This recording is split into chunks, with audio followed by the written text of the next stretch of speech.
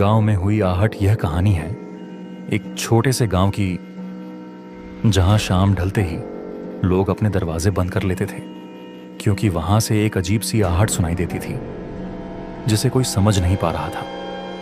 लोग कहते थे जैसे कोई हमारे गांव की गलियों में धीरे धीरे चल रहा है और वो आवाज हर रात थोड़ी और तेज होती जाती थी। एक रात गांव के 3 दोस्त अजय, नील, साकेत ये आहट सुनकर डरने के बजाय उस आवाज का सच जानने का फैसला करते हैं। उनके पास था एक पुराना कैमरा और रात 11:30 वे गांव की पगडंडी पर खड़े थे।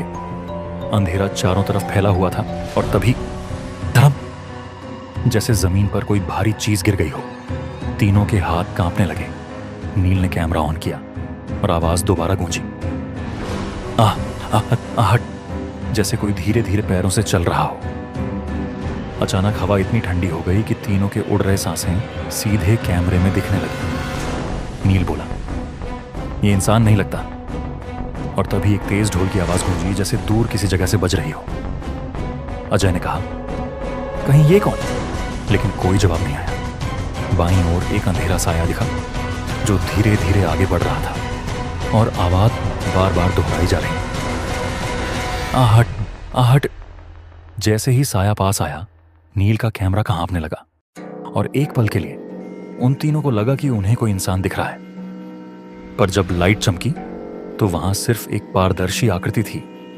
मुंह में कुछ नहीं, केवल 2 चमकीली आंखें और उसके कदम जैसे जमीन को स्पर्श नहीं कर रहे हो। साकेत चीखा, ये कोई इंसान नहीं है। और वही आवाज फिर गूंजी, तुम कहां से आए हो? तीनों डर से भागे, लेकिन रास्ता बदलता जा रहा था, जैसे गांव की पगडंडी खुद बदल रही हो।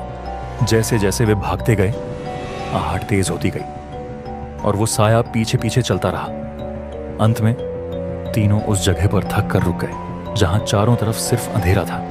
और तभी उनके कैमरे में रिकॉर्ड हुआ एक धीमी लोरी सी आवाज, मैं तुम्हारा इंतजार कर रही थी।